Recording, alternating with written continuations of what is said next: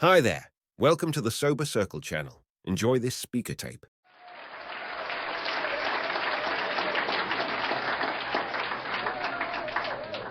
Good evening, everyone. My name is Jerome Scott, and I'm a very grateful and very fortunate member of Alcoholics Anonymous. God, it's good to be here, and it's definitely good to be sober and somewhat dressed in my right mind. When I was thinking about the theme, A Design for Living, I reflected back when I was seeking some mental health treatment. And the therapist was doing their case conference. And it's a weekly event. But I'm educated far beyond my capacity. And I would go up there and demand and knock on the door. What's my diagnosis? What's my prognosis? I need to know. Little white-haired psychiatrist would look out the room and say, Jerome, you just can't handle it. It's too deep. And I was fortunate enough to get sober and to return to school, and I was doing my internship, and this psychiatrist was the medical director of this facility. And I was in there doing one of my groups, and he came in and interrupted the group, and he said, this young man 10 years ago would come and demand his diagnosis and his prognosis. But now, after 10 years of sobriety, I believe he could handle it. And the good doctor's judgment, medical professional judgment, that I would be in some institution, some boarding care home, on medication for the rest of my adult life, and that I suffered from deep seeds of neurosis and episodes of schizophrenia, and that I would never function in society. And this design for living, this simple process outlined in the book Alcoholics Anonymous, has not only afforded me the ability to have a life and a design, but to be able to function and be a productive member of society. And God knows, I knew I would never have the opportunity to come back, because I didn't have anything to come back to. Because I stand here tonight as a testament that I'm not a has-been, I'm a never was. And alcohol took me to a point in life that didn't even cross my mind. And that's why I'm grateful. Because I've been spared from an insidious disease called chronic acute alcoholism. See, something happens to me every time I take anything that breaches the blood-brain barrier, reaches the topmost part of my brain and kills the will to care. And while I'm under the influence, I can't care what happens to me, how it happens to me, and under what circumstances it happens to me. See, I have a spiritual disease, a soul sickness that had dogged me every step of my life up until May of 1962. I was always restless, irritable, discontent, angry, separate, alone, and afraid. And I could not put any labels or names on why I felt so out of the ordinary, different from other siblings in my family. And I used to try to figure it out. Why am I so strange? And you know, I thought I had figured it out. I thought I had came up with a good understanding of why I was the way I had become. And see, I come from a large family. I have 9 other siblings, 3 older brothers, 2 younger brothers, and 4 sisters. And my parents were the working poor. My daddy didn't make enough money to get drunk, so he had to bring his paycheck home with all them kids. And his whole claim to fame was, there's a roof over our heads, there's food on the table, we were decently dressed, we could go to school, and there were values and principles that he expounded and insists that we acquire. But what made me an alcoholic was that on Saturday mornings was a ritual in our home. My mom would make breakfast for all us kids, and she loved to make buttermilk biscuits. And she'll roll out that dough. I see some people in here know about buttermilk biscuits. She'll roll out that dough, and she take that glass and bang, bang, bang, and she make all these little old glass-sized biscuits.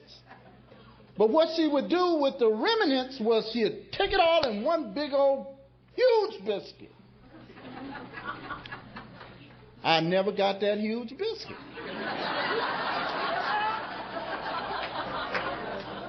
Because those other three older brothers would beat me out of it every time. But really, in the summer of 1962, my father gave me 5 crisp $1 bills to go to my first high school dance to hear Hunter Hancock spin some records, him and old Marge at the high school. They called it a record hop. I had been looking forward to going to this dance for several years because that meant that I would have arrived. I would be able to associate and mingle with the elites in the neighborhood. And I would be the center of attention. I would be able to be alive at last instead of that laid-back radio or TV set, awkward, insecure, clumsy. For the first time, I would be a part of life. See, my old man didn't let me run around the streets and sing Blue Moon on the street lamps. He was a strict disciplinarian. He didn't take that mess.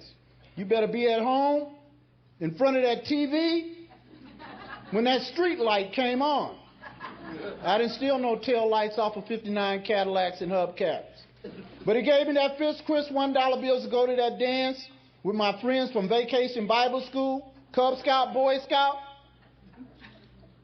And we went to this dance, and someone in the crowd, I don't know, it wasn't me, said, "You know what? We can enhance this evening if we proposition this habitual guy who hung around the liquor store called Old Joe the Wino to get us something to drink." And I didn't want to seem like no chump, no poop butt, so I went along with the program. We beckon old Joe in the alley, and we proposition him. We say, "Joe, we want to get something to drink for this dance tonight. Will you get us something to drink?" Old Joe said, "Well, what are you little young punks drinking?" And being, worldly, as I say, sophisticated, I told old Joe, "Well, whatever you drinking, Joe." Old Joe is a gallows man. He went and got some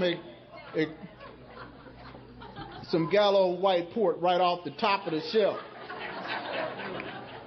Hot, wasn't even chilled. You know, it wasn't a grape in that wine. It's all chemical.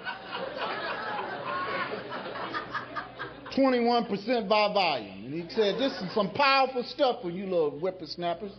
It would be in your best interest to get some strawberry Kool-Aid to cut the taste." See, unbeknownst to me, I was going to be introduced to the original wine cooler.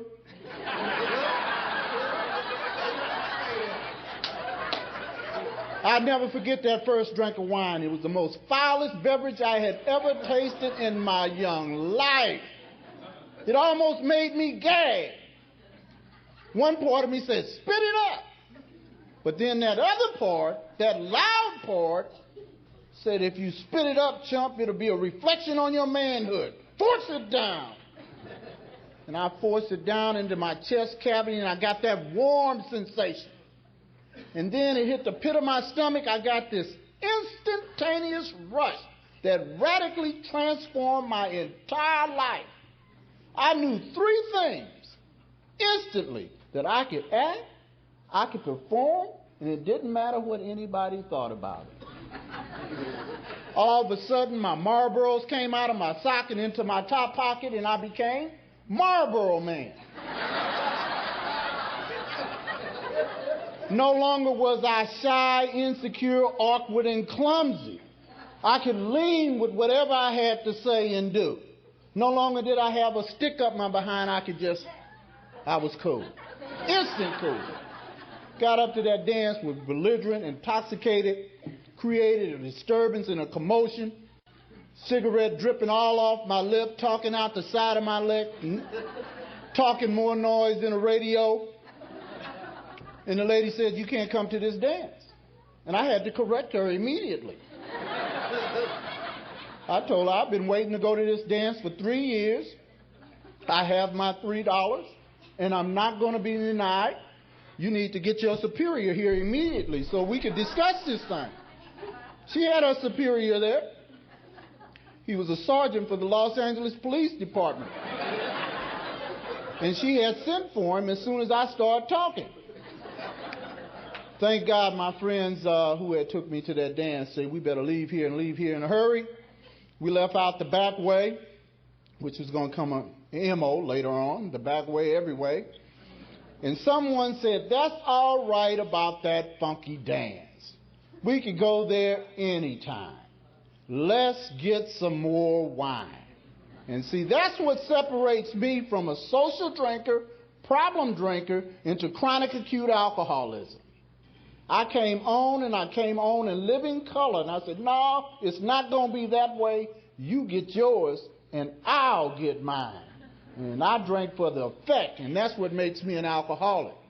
Despite the consequences, despite the circumstances, I will continue on trying to produce that glow and that effect that alcohol gave me. And later on that night, my good friends from Vacation Bible School propped me up on my old man's front door, rung the doorbell.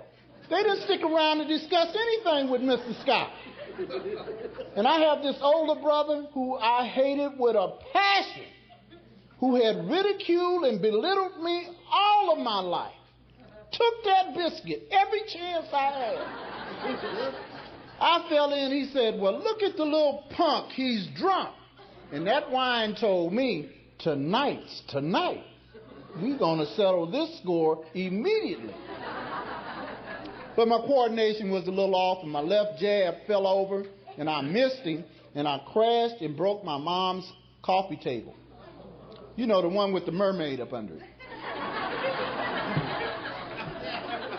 She rushed to the living room immediately after this crash, and she knew when she took her eyes on me, she knew it was going to be violence and mayhem.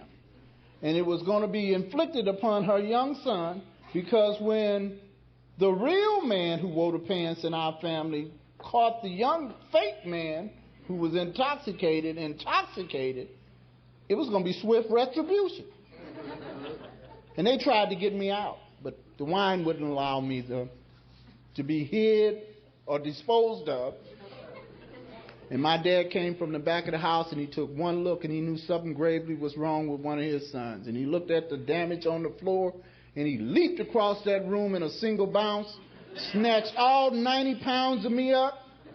And he wasn't like Bill Cosby, Art Linkletter, "Father knows best, go to your room, we'll discuss it tomorrow, you intoxicated."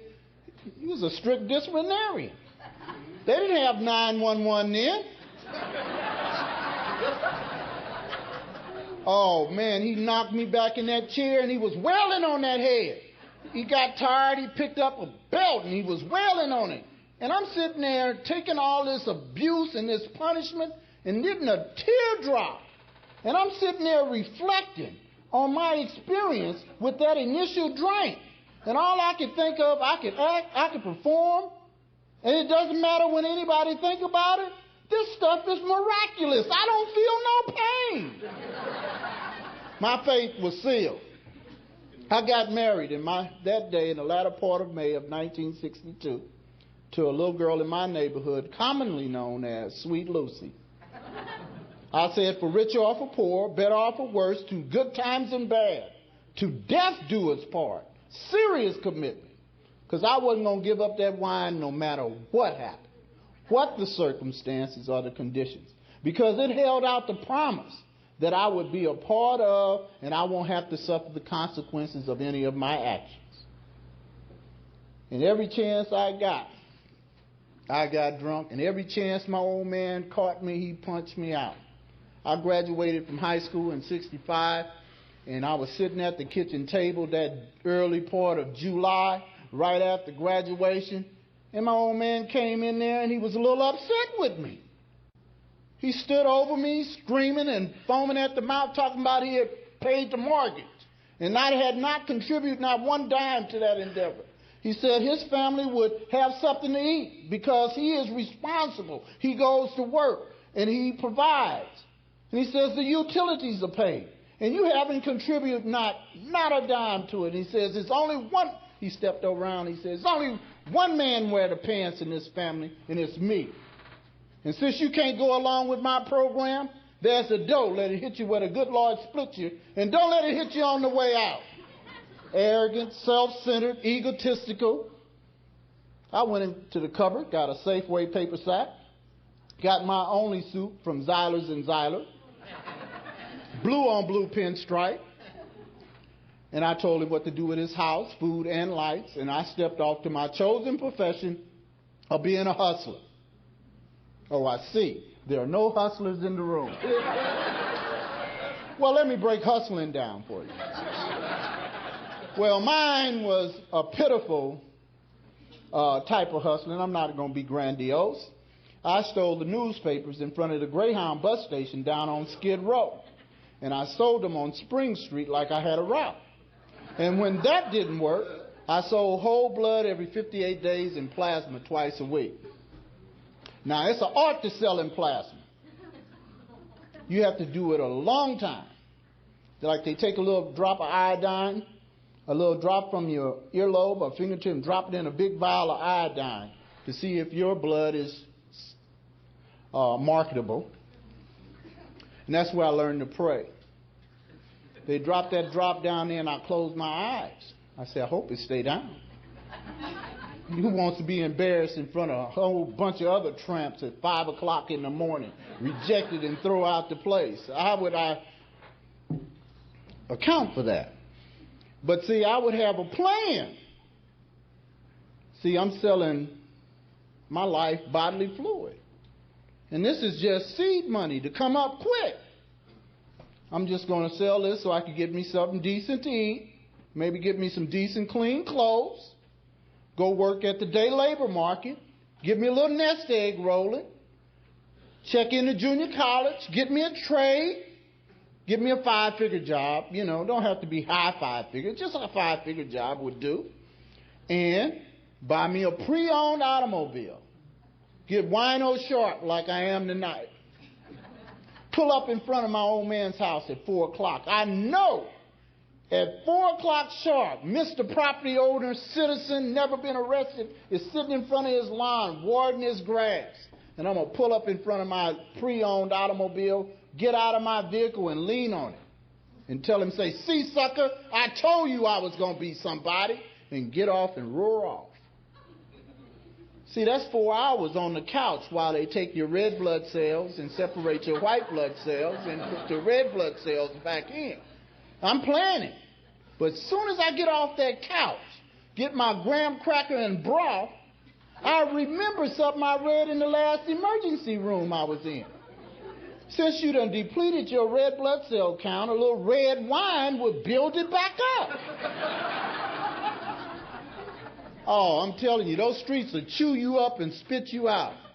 I'm talking about in the early 70s, homelessness wasn't fashionable. They didn't have a safety net. And I'm talking about I would be in a coat too long to be short and too short to be long, looking like death sucking a soda cracker.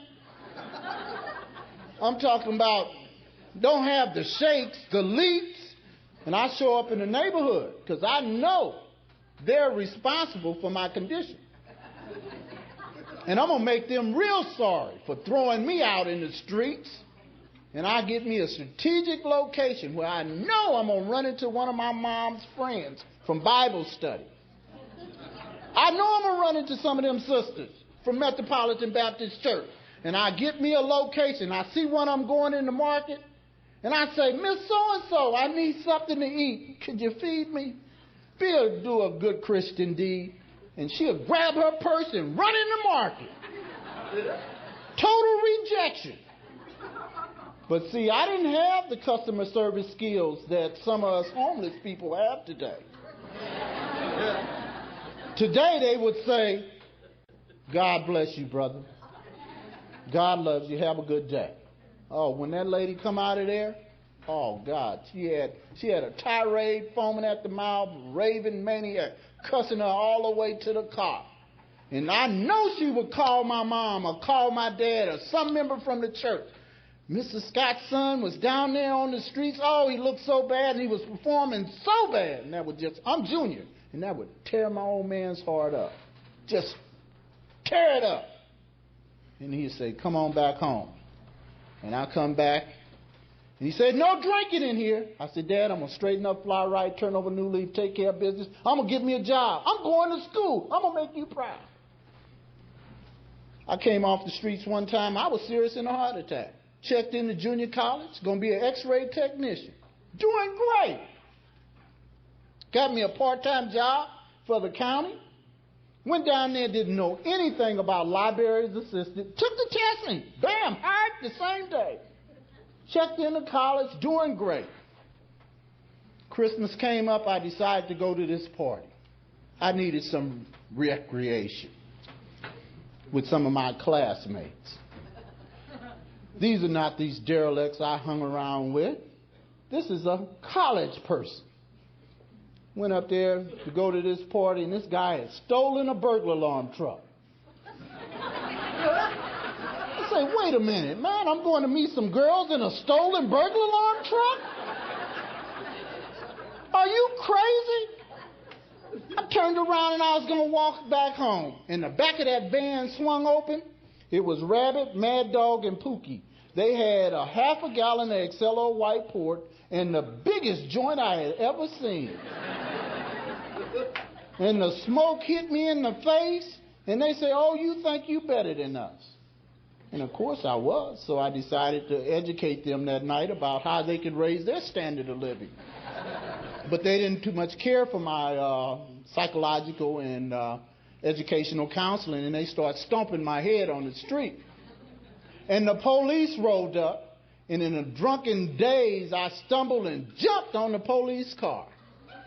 Now, I tell you, the police car has an entirely different sound going in a high pursuit when you're on top of it as opposed to you being in it. Oh, man, that police car took off, wheels smoking, shot up the street around the corner in a dark alley, and those police gave me a serious spiritual awakening. I'm talking about I almost lost my left eye. And they arrested me for felonious assault against a police officer, and I was chained to the bed in the hospital ward up at General Hospital, not knowing if this eye would ever be functional. And I'm sitting there with the patch, and everything is shut and I can't see, but I'm going over the events of how I blew it. Because I blew school, doing great. Because see, I'm not a dumb person, just a little inconsistent. Inconsistent by wine. I blew the job. And I'm trying to figure out what happened. Every time it got down to that wine, I would say, no, it wasn't the wine. It was those people you were with. If you were drinking with some better people, you wouldn't be in this predicament. And from then on, I became explainer. Because all of my friends in the neighborhood saw me go by on top of the police car. And my only thought is, I could never be cool again.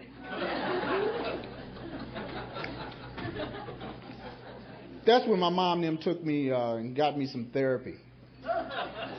You know, my mom took me over there to see the psychiatrist. I'll never forget it. I went over there that Monday. They did their little assessment and evaluation, and the next day I was going to start treatment. And that first day in treatment, I'm sitting in there waiting in the lobby to go back to the group session, and I met this other guy from the neighborhood that I didn't know, and he flashed on me. He flashed Seconal, Truanol, or anything at all. My therapy went out the window because I'd drop anything too thin to chew, and I went through those barbiturates like they were, it wasn't even an addiction. But when you OD, or let me put it this way, OD and in a coma, and you say that you were sleeping for 72 hours, And nobody sleeps 72 hours. You're in a coma. Because, see, I like to chase barbiturates with Seconal F40s with Bourbon Deluxe. See, that don't mean 1 + 1 = 2. It has a synergistic effect. 1 + 1 = 6 and 8. And I'd be walking along, you know, trying to be cool off of these Seconals and drinking this here Bourbon Deluxe and Old English, and all of a sudden they would start affecting my equilibrium. And you know, and your equilibrium gets radical, and you start falling like you're a tree. And I'd hit the pavement, and I bounce back up, and I say, didn't nobody see that?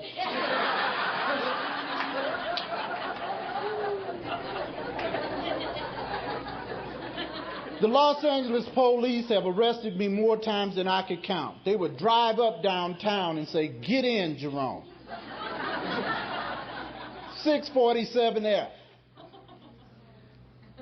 I don't know how many times I've been in Unit 3. That's the county hospital psycho ward. 72-hour lockdown hold, Thursday and shuffle in the middle rail twist. I show up there because now alcohol is not working. And sometimes I'm so sick, going into DTs and hallucinations, audio and visual. And I show up at the hospital for my 3 hots and a cot, 3 hot meals and a place to lay my head. And I'm terrorizing the family, and I'm blaming them for everything. They had this little old room, they called it Sonny's room. And in Sonny's room is this here filthy urine-soaked mattress. And I'm drinking in the back of the house with that cheap wine every day. And it has this stench of that filth and that urine in my parents' house. And I would go into DTs and I'd be hallucination, hyperventilating, screaming at the top of my lungs in the middle of the night, and only 2 people come near me. Be my dad and my mom. And my dad would get down on that mattress and hold me like I was just a little infant and be rocking me. And I'd cuss him out. Get your hands off of me. And I thought it was all their fault. And I get downtown on the streets, and I'm a belligerent drunk. Because, see, I only drank to 4 states. Either I pass out, black out, fall out of my mouth, would encourage someone to knock me out. Because I got a death wish. Nothing but a death wish. Too chicken to commit suicide, so I'll try to get one of you citizens to do it. Oh, I used to mess with the police. I'll never forget, I was messing with this rookie cop. Everything by the book. I'm just harassing him, just cussing all his liturgies and everything. And I guess we got to the holding cell, to the booking, and I got on that last nerve. Because, see, I would alternate between drunk and citizen. So when I'm a citizen, I want to know your badge number. And he got tired. He said, you want my badge number? He took his badge off and put it in the palm of his hand and said, bam! And I had his number right on my forehead. 1972, I'm at my wit's end. I'm at my little wit's end. I'm 6'2", and I'm weighing something like 115, 25 pounds. And I'm talking about I'm slack. My people don't want me around no more. I've been downtown for weeks. And my younger brother was getting married to his childhood sweetheart. And he had decided that he was going to drop out of Cal State San Luis Obispo and come home and get married. And he told my dad that since he was getting married in the family church and I was his oldest brother, was only fitting and right that I would be his best man.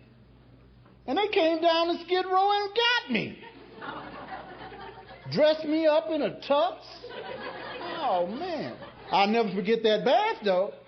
They gave me a bath with some Vogue washing powder, which will clean anything. And added a couple of drops of Purex to make sure it would work. Because I was, you talking about filthy? Oh, man. And I stood up at that wedding as his best man. My mom wanted me to meet her supervisor's husband, who was a sober member of AA. And at the reception, standing at my new sister-in-law's parents' house, and I'm standing at the fence, and this guy was telling me his story. He had said that he had twin daughters, and his wife had gave him $3 to go get the baby some milk. And he took that $3 and he didn't come back for 2 days. He was drunk. And that was so horrified him that it made him go to AA and get sober. And I listened thoughtfully to this man. And I reasoned, and I thought. I said, well, when I get twin daughters and a wife, and I run off with their milk money, then I'll go to AA. But shortly thereafter, I ended up in Camarillo State Hospital. If anyone in the room has done institutional work at Camarillo, my hat is off to you. I'm thankful and I'm grateful. Because there weren't a night in that hospital where they didn't have a meeting. But I was there under duress. Boy meets girl on the Nut House campus and falls in love. This lady, who was on the ward, a patient as I, had been to the best prep schools in Europe, spoke 4 foreign languages fluently. But baby was in the Nut House with me. And she would say, Jerry, they're going to have an A meeting at 8 o'clock. They're going to have cookies, donuts, coffee, and cigarettes. Let's go. And I'll call her a pregnant dog and tell her to get out of my face, slut. But out of lust and loneliness, I went to an AA meeting. So it's not what you come for, it's what you stay for. I got out of that hospital after 90 days, ego tripping. Abraham Maslow, Fritz Perls are my heroes. All the intellectual giants in psychology, they was going to get me together. And I had done such a wonderful job in getting sober, I thought it would be a good thing to do is to undo that and do it again. And I got drunk. And the very night I got drunk, she called me. She was out of the hospital and she says, I'm going to a meeting. Do you want to go? And she said, I said, yeah. Wasn't no girls calling my parents' house taking me out nowhere. As a matter of fact, my brother, who got married, really embarrassed me. He went down to the courthouse and got his marriage certificate. And at that time, they had a TV program, the Newlywed Game and the Dating Game. And he gave them my name as a good person to call to come and be a contestant on the Dating Game. They called. I'm right off of Skid Row with no teeth in my head, you know. Even I knew I wasn't a candidate material for the Dating Game. Don't embarrass me like that. But this young girl called me. She was in a recovery home on Carondelet. And she came and picked me up and took me to this meeting where I met my sponsor. I didn't hear anything in that meeting other than the Lord's Prayer. That's what I heard at that meeting. Huge meeting, just like this. About 300 or 400 people got up and held hands and said the Lord's Prayer. In that drunken stupor, I flashed back to 2 years previously. I had been stabbed in the back.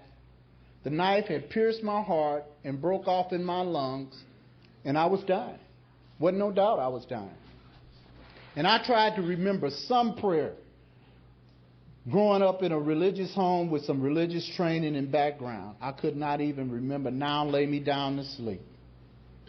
I was so hateful that I was so far removed from any type of spiritual teachings, or I couldn't even say, God, will you please help me? But hearing that Lord's Prayer got me to come back to that meeting. And I would come back to that meeting on an infrequent basis if the Lakers or Star Trek wasn't on.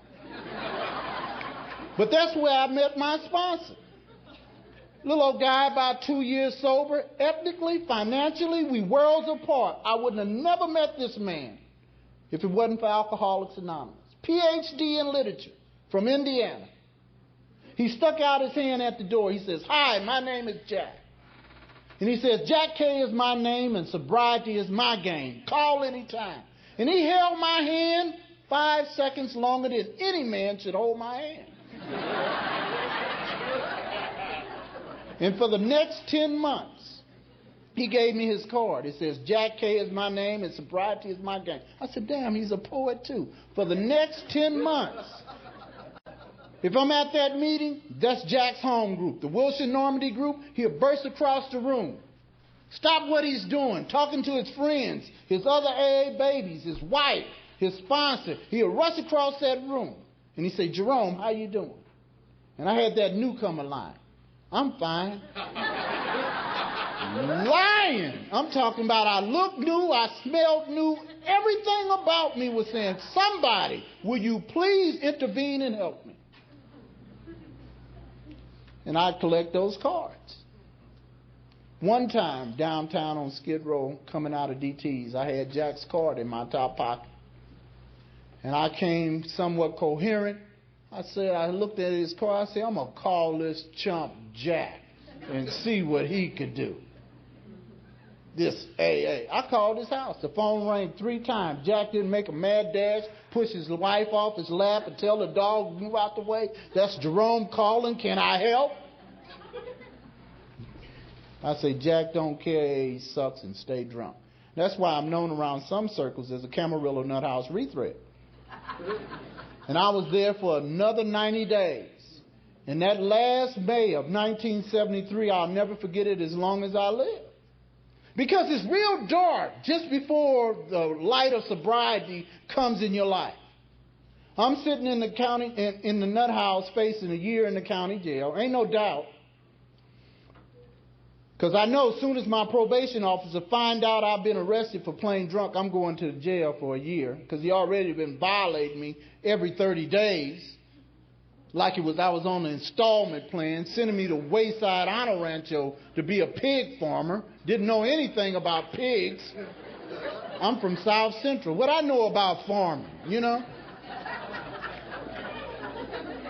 That May, I'm sitting in the day room up at Camarillo. A gentleman comes in all dressed sharp with a white shirt and a tie, and he's walking on the ward. He says, I'm looking for Jerome Scott. So the attendant points him out to me over here sitting in one of those chairs. And he come over there, he said, are you Jerome Scott? I say, yes. He says, I'm Special Agent so-and-so from the Internal Revenue Service. You owe us $8,000. And I look at him, I say, you ain't nothing but a damn fool. I say, do I look like I have $8,000? Do you know where I'm at? This is Camarillo Nut House. He just turned around and left. And I screamed at him. I said, you can't get blood from a turnip either. Because, see, I had worked my only job besides that part-time job at the county. My psychiatrist had got me a job at International Business Machine as an operations clerk. And as an operations clerk, I had worked almost a whole year, and I had bought one share in IBM stock and employee purchasing plan. And so that year, I wanted to get all my income tax back, so I lied and told them I had 12 kids. I got all my money back, but I couldn't verify the children, you know. So they wanted their $8,000 back. And the next week, Mr. Linker came up there on Mother's Day, my probation officer. Not parole, probation. I'm on probation for a $5 bag of marijuana that was not mine. It wasn't. It was my best friend's. He was standing in front of me, and the police were behind me. I didn't see the police. And he asked me to do him a favor. He said, will you hold my marijuana for me? And I did. So I was on probation for 6 years for a nickel bag of weed. So Mr. Linker came up there on Mother's Day with his 90-year-old mother to visit me. And he talked real nice to me. But when he got down to his car, he got real nasty and sarcastic. He said, Mr. Scott, if you get arrested in the vicinity of a liquor store for jaywalking or spitting on the sidewalk, I guarantee you're going to do a year. I already had a year coming, so, and his little white-haired mother stuck her head out the window and said, good luck, young man. I wanted to cuss her out too, but I bet not. I was depressed. Depressed. And see, what happened was 2 weeks later, just before Memorial Day, it was another young man from South Central had one of Jack's cards. Jack had another baby in Camarillo, had ran up to Camarillo to get away from AA. And this young man was named Raymond. Raymond called him. You know it had to be a collect call to your sponsor. Because what AA baby goes to the nut house with enough change to call a sponsor? None. Call Jack. Say, Jack, this is Raymond. I'm in the nut house and I'm not crazy. Will you come and get me and take me to that A&A recovery house you was talking about? Jack got in his plush AA Beamer that AA had given him from West Hollywood and drove all the way up to Ventura County to pick this guy up, some 55 miles. And they were leaving off the ward. And I'm sitting kicked back like I'm in my living room reading the Los Angeles Times business section if I had some stocks or bonds. I was checking on that one share I had bought to see if it had split. And my sponsor eased behind the paper. And he said, Jerome, what are you doing here? I knew that voice. I said, damn, he done followed me to the nut house. But he asked me a question in the latter part of May of 1973. He says, Jerome, what are you doing here in Camarillo State Hospital? And unbeknownst to me, I got rigorous honors. Not only with him, but with myself. And the answer that I could give him that day was simply, I don't know. I don't know why I'm here. I have no inkling to my condition or my circumstances. I guess I'm here for just a little R&R, rest and relaxation. And he saw my perplexion and my confusion. He didn't immediately come from some superior, knowledgeable premise and say, Jerome, you need to do this, or talk down to me or belittle me. He looked at me with all the compassion and love that one alcoholic could have for another. And I knew in an instant that here was someone standing before me that cared about me and was willing to do anything to help me. Because an alcoholic will know in an instant when someone is being judgmental. He'll turn them off in an instant. Because I can look in his eyes, and I've seen that look before. I've seen that look in my mom's eyes. I've seen that look in my father's eyes. I've seen that look on strangers on the street who came and rescued me from my own madness. And I know he loved me.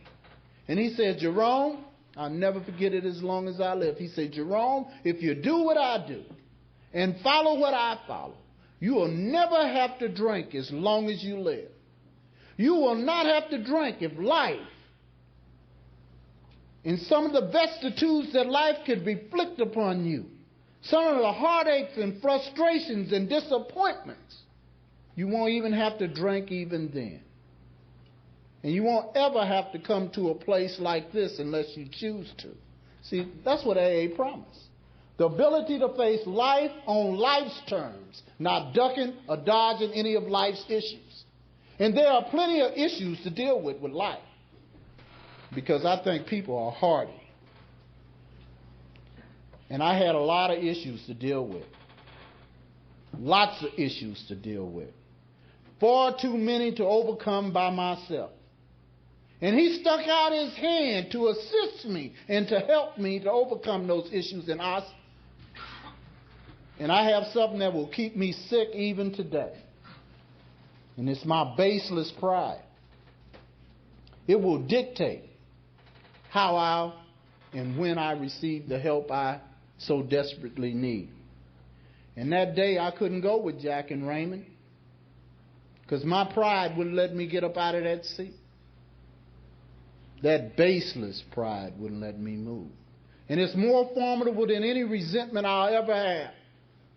And it's always lurking in the shadows to pounce upon me and undermine whatever spiritual growth I may ever acquire.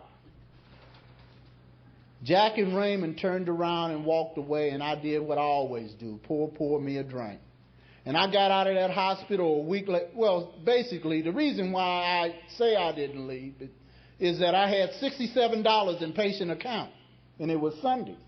And I wasn't going to leave my $67 in no nut house for nobody. But I didn't realize that $67 was going to finance my last drunk, because I got that check from Camarillo, was at the First Bank of Camarillo with no ID, cashed the check, went to buy my bus ticket to come back to L.A., and the bus was going to be 30 minutes late. And I said, well, since it's going to be 30 minutes late, I need a little refreshment. I went and got me a bottle of wine. I was so drunk, and I was just terrorizing the bus driver.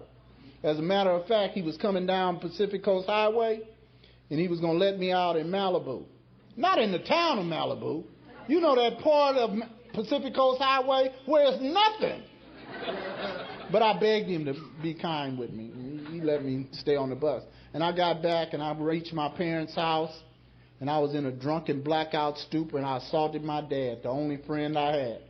I hit him, kicked him, and knocked him to the floor. By now, he's not a robust man. He has heart disease and emphysema, and he's sick. The only person who would come up to the county jail and bring me $3 so I wouldn't have to pick up butts off the floor. The only person who would treek up to Camarillo on the bus to see his son. I got there, kicked him, and knocked him down and spat on him. They had me arrested. And I did one day in the county jail, and I still had some of that money from it. Got a kick out. And got drunk again. Saw my aunt crossing the street from my father's house. I said, get that bee too. And I chased my loving aunt to her house. And she ran in. I thought she was running from me. But she wasn't running from nephew. She was running to get that pearl handle snub nose 38. I forgot she had it. But when she came to the door with it, I said, oh, shit. Because, see, I know something. People on the streets will say, oh, don't kill him, he's drunk. But you mess with family, they'll take you out. I ran and jumped in a trash can and hid for a very, very long time. And I got out of that trash can, the police was there. They took me to jail again. And on that city jail, on the 5th of June, 1973, I had a spiritual awakening. I thought about all the people I had met in those previous 10 months who had extended themselves with sincerity and love to try to help me. And I couldn't figure out why I could be in some institution and I could do fine. But as soon as my foot struck Zion, I'd have a problem. And I made a commitment that day. I didn't promise God, I didn't promise anybody. I promised myself that if I could get off this floor, I'm going to try to make it back to Alcoholics Anonymous. I got a kick out of jail again. And that was the 6th of June. I had one day of sobriety. I was filthy and nasty because I had passed out by the commode and nobody asked me to move. And so I needed a change of clothes to go to my first AA meeting. I couldn't go that way. And I broke into my mom's house. And I was in there getting into my brother's clothes. He was away. And I was getting all sharp. And she approached the room. She said, what are you doing here? I said, what it look like? I'm getting dressed. And I got to talking that drag to her. And she said, son, you might not be familiar with B.B. King's new record. And my mom told me, she said, don't nobody love you but your mama. And she might be jiving too. And she said, we old and we tired. Why don't you leave? Because your dad said if you ever light his doorstep, he's going to kill you. And I don't want any violence in my house. Why don't you leave? And I left her house and I walked down to this AA clubhouse in South Central L.A., 9604 South Figueroa. A broken young man, 26 years old.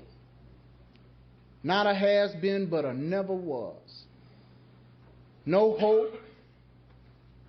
And I walked into that meeting. This time I sat up front and I began to listen like only the dying could hear. But that pride is slow to die. I left out of that meeting. A guy with a year's sobriety offered me a ride. I didn't have enough gumption, enough honesty to tell that man I didn't have a place to stay. I just said, well, drop me off here on this corner. And I was going to wander the streets that night. I was going to wander back down to Skid Row. And I got almost to Skid Row. And for the first time in my little miserable life, I listened to that still, quiet voice. And that still, quiet voice that I heard talk to me said, if you go down to Skid Row, Jerome, you're not coming back. You're going to die. And I turned around at 3 o'clock in the morning with no place to go, and I ended up at my father's front door. And I knocked on his door, and he came to the door, and he said, what do you want? I told him, I said, Dad, I think I could stop drinking if you could offer me a place to stay and some help. And we made a bond that night. If I didn't drink, I could stay. I have not had a drink, drop, or snort, or anything that breaches the blood-brain barrier since June 6, 1973. And I came here with more issues than the law would allow. But see, I arrived in AA where it was no nonsense, practical AA people. And they didn't believe in you had an opinion of anything. They say, you don't know nothing about staying sober. Shut up and sit down. And I'm talking about these people seem like if you didn't, they would do something to you. So I did what they said. If they said jump, I asked how high. And I never forget, I got my first 90 days at the beginners meeting. I was able to share at the meeting. I would say, one day, my ship is going to come in, and everything is going to be all right. Keep coming back, newcomers. The program works. And I'll run back there with someone 2 days more than me or less and say, how did I sound? And I got at this Saturday noon meeting, and they undressed me real spiritually one Saturday. And this lady named Miriam C., God bless her wherever she is, she said, Jerome, you've been talking about that shit when your ship is going to come in. She said, when in the hell are you going to send a ship out?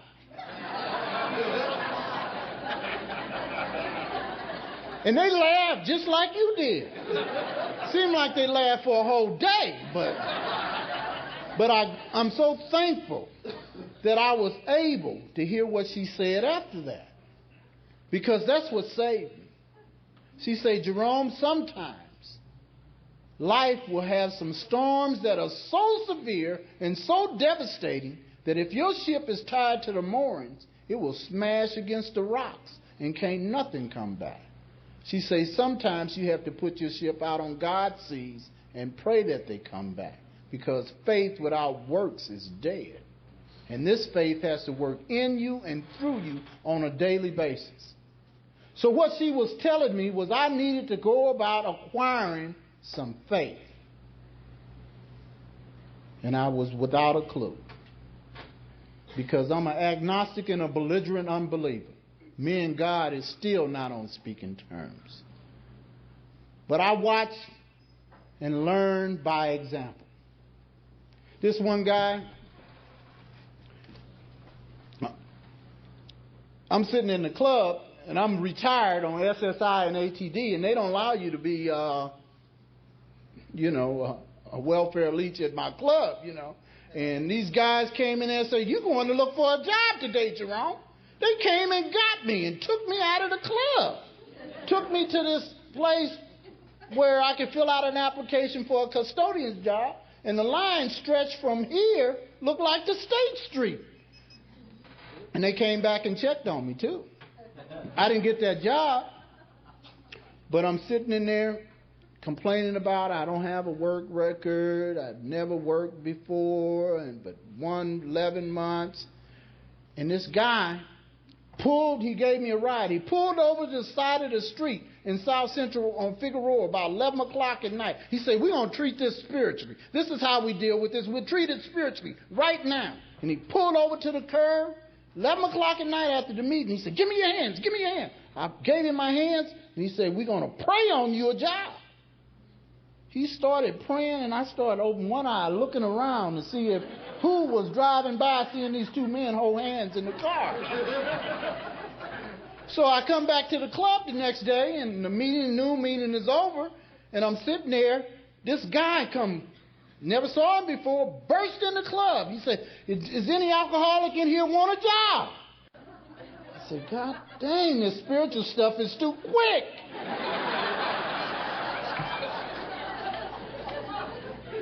And see, I needed transportation. This guy wanted me to open up a gas station for him. And I needed transportation, so I needed a co-signer for my first car, sober car. And this friend of mine said, I'll co-sign for you, Jerome. I said, no, I'll go ask my dad. And my dad wouldn't co-sign for me for a pair of roller skates.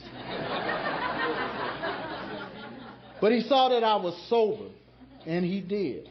And I took my dad. The only place I could take him to was to that AA clubhouse at noon, And my dad lived to see me sober 6 years in Alcoholics Anonymous. And by that time, this lady had told me that it would be a good idea if I apply for the post office. I told them they ain't going to hire me. She said, you haven't took the test. You haven't passed it. They haven't offered you no physical or anything. I took that test 39 times. After taking it 9 times, I memorized all 9 tests. And I got a perfect score. Because on a federal application, they want to know dates, places, and disposition back to April 15th, 1939. Have you ever been arrested? And I told my sponsor, Jack is still my sponsor. I said, Jack, I don't remember all those times. He said, oh, that's all right, Jerome. I know of a guy with the same predicament as you. He had a long rest record, and he went down to Parker Center, paid the $17, and they sent off to J. Edgar Hoover Building for his records. I'm quite sure they know about you, too. So I had a big old thick application. All these arrests, plain drunks, felonious assault against a police officer. And then they wanted to know, have you ever been treated for alcohol or drug addiction? Camarillo, oh, man, like a little application in itself. I'll never forget, I went to this one interview in El Monte, and the postmaster in El Monte called my name. And I got up to go for my interview, and I got to the door. He said, damn, I didn't even believe you would show up. Oh, what a way to go into an interview. He walked me in the front door, out the back door. He said, this is your interview.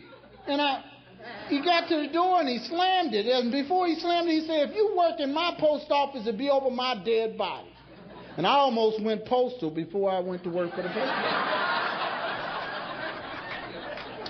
But I went and called my sponsor, Jack. I always called Jack. I called Jack on the phone, told him how they were treating me and that what I was going to do, and I'm never going down to the post office for another job. So he asked me, he said, how many times you took the test, Jerome? I said, I took this test 39 times. He said, well, how many times have you been for an interview? I said, this is the 4th and last time. I'm never going down. He said, look at it this way, Jerome. It might be necessary for your recovery and your sobriety to go down there 35 more times as an exercise in character building. I said, damn, Jack, how much character do you want me to have? But I only went down there about another 4 more interviews. And this guy, who wasn't an alcoholic, was just a fair-minded person. He read my whole application.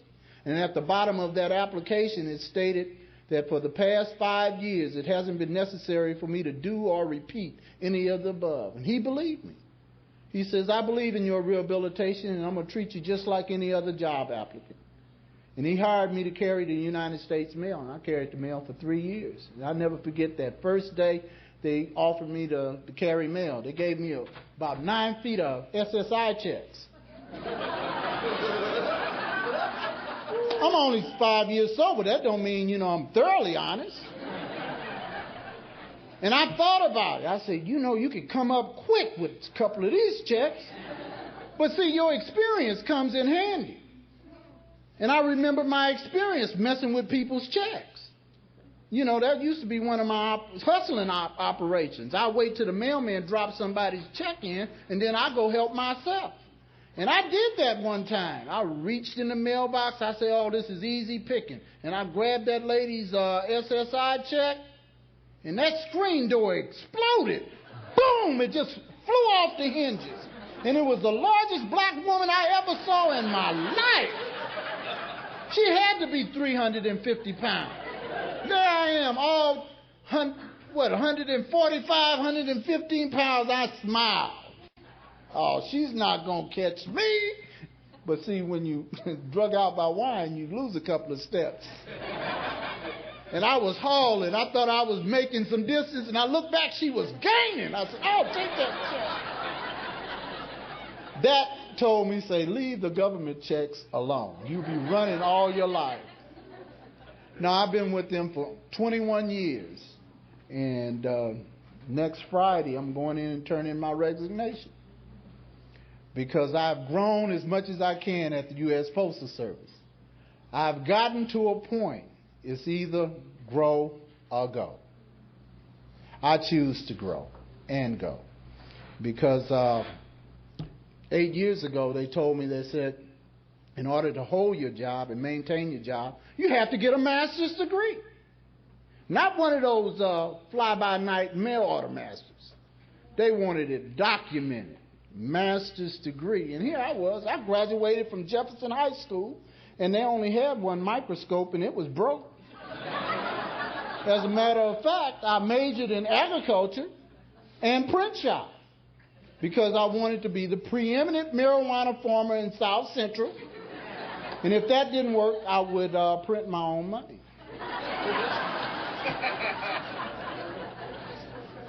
And I tell you, I'll never forget it. All terrified, I called Jack. I said, Jack, in order for me to keep my job, I have to have a master's degree. I said, by the time I get a master's degree, I'll be 50 years old.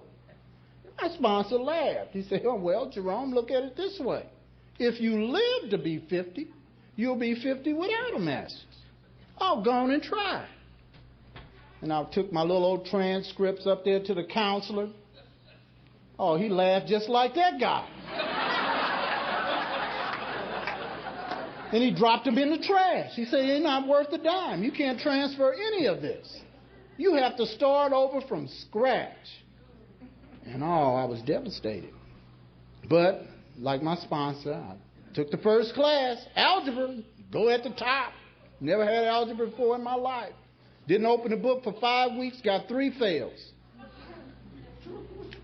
On that 4th fail, I walked out. I said, the heck with this school. Let them fire me. And I got down the hall, and the teacher left 45 other students in the classroom, came and got me. Had a student and teacher conference in the hall. He said, look at this, Mrs. Scott. If you come 30 minutes early, I'll come 30 minutes early, and I'll help you pass this class. I said, well, damn, I got an algebra sponsor.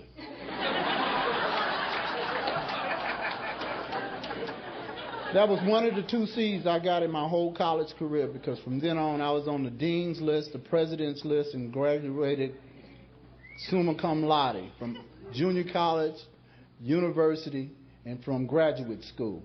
And by then, of course, my dad had died, but my mom, she made every ceremony that I made. And my little wife, who was right there with me, she was right there with me too. You know, it hadn't been all great, you know, because I was married before in the program. Doing great. She was a streetwalker, by self-definition, and I was a Camarillo Nuthouse rethread. And we adopted a little boy, and she told him the day we went to pick him up to apply, she said, Jerome, they ain't going to give us no kid. We the kind of people they take kids from. But my adopted son was, you know, he was born on my birthday, and I didn't care if he was lame, crippled, or Down syndrome. He was a kid for me. And my son is 21 now. And he's in the United States Navy, and he's getting ready to serve a year's tour in the Mediterranean. And I'm grateful for that experience because he taught me how to be a father. Because, see, I wasn't expecting to ever be a biological father. because I had long since passed the childbearing age and being a father. And I got married in 1991, and my wife she's 48 now. I hope she don't mind me talking her age, but she was 46, and she said, Jerome, I want to have your baby. And that's tough for a woman 46 to want to go through that, you know. Now I have another son. He's 2, Matthew. And I tell you, this program has taken me to places I never dreamed for, because it is a design for living. It'll meet you right where you're at. It doesn't mean that unfortunate disappointment things and issues are not going to come up. They're going to be there, because I believe this program gives me the ability to face life on life's terms. Because why I have such a firm belief in a faith today is I have acquired a loving and living God that has not only solved my drinking problems, but has solved all my problems. And I was devastated when I had to give up my first home. I was devastated. My family was gone. She had came downstairs and said, I need my space. So I asked her, I said, you want me to go upstairs and look at TV? She introduced me to a new term, space. Had to give up the home. I was called my sponsor. He said, Jerome, let it go lovingly, and God will replace you with something better. And I couldn't see that because my faith was so weak. And I was full of resentment, depressed and angry. And my sponsor said, Jerome, this is killing you. You need to let this go. And he told me how to let it go. He said, you got to forgive 70 times 7.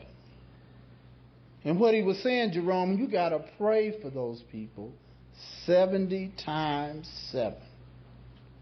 And I didn't want to pray for them, but I was it was just tearing me up. And I was slowly sinking into that anguish and depression and madness because my family was gone. But I started praying, just like he outlined it for me. He said, Jerome, what do you want? What do you want out of this world? What do you want out of life? And my simple thing has always been this. I don't want to be rich, famous, and good looking.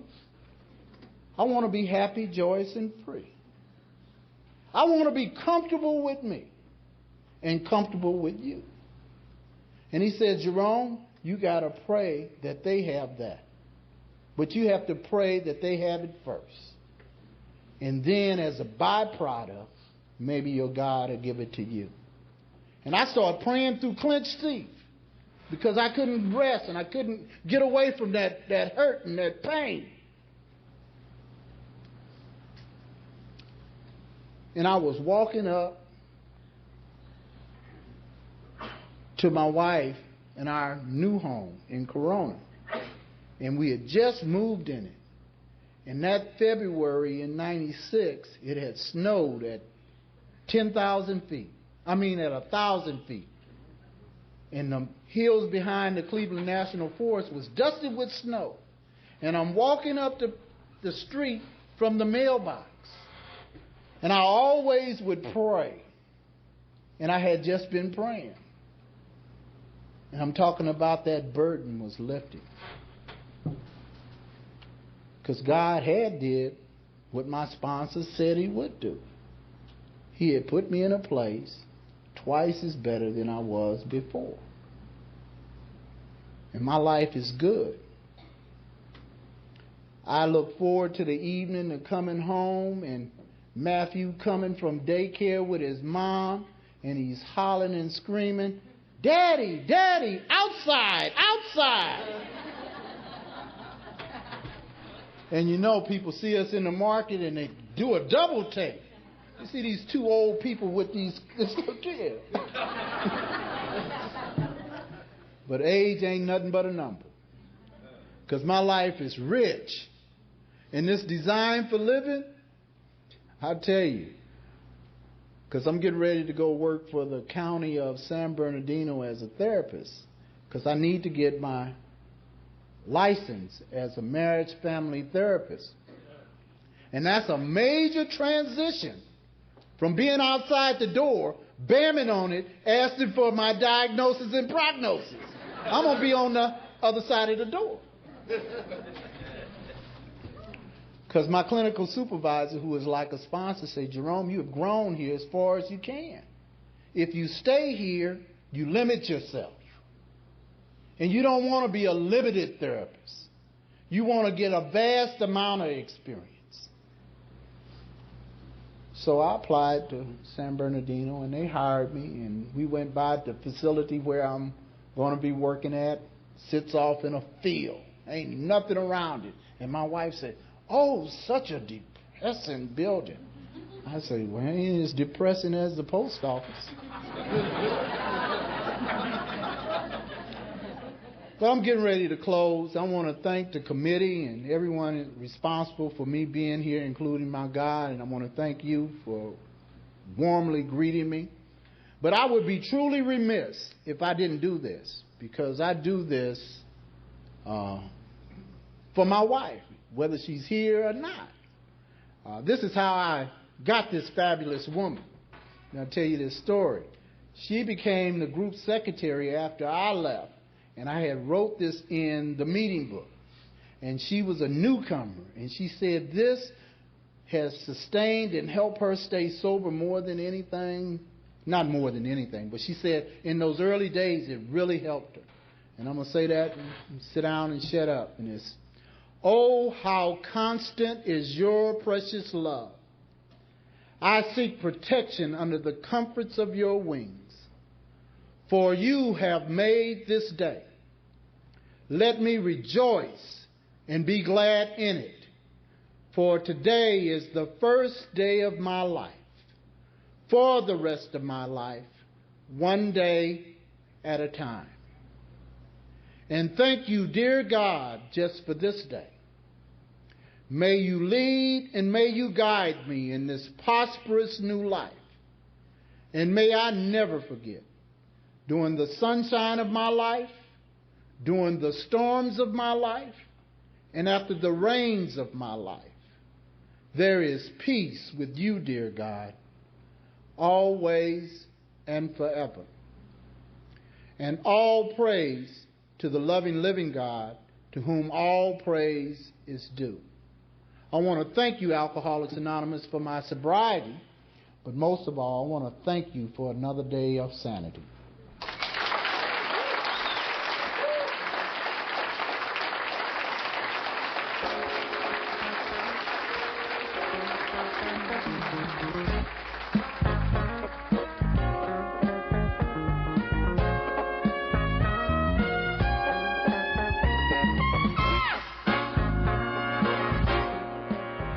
We hope you have enjoyed this recording. To obtain additional copies, a catalog of AA and Al-Anon tapes and CDs, or to find out about our Tape and CD of the Month Club, call Encore Audio Archives at 1-800-878-1308 or visit our website at encoreaa.com.